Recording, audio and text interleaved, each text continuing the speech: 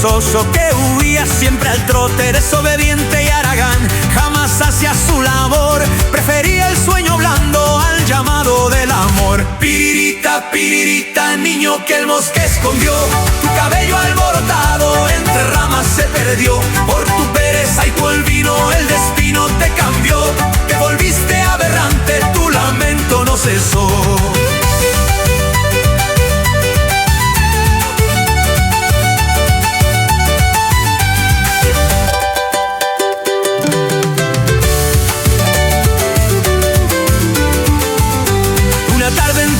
Árboles el niño nunca regresó, dicen fue el bosque profundo quien su forma transformó.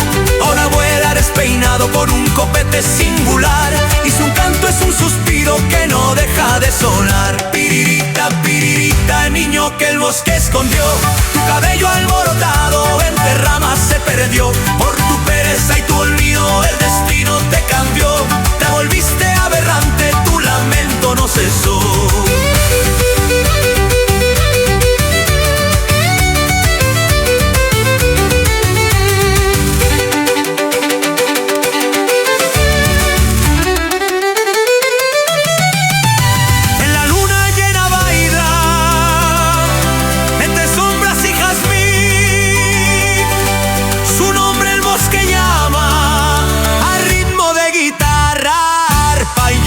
Pirincho, pirita, tu leyenda vivirá como un canto despeinado que en el bosque sonará.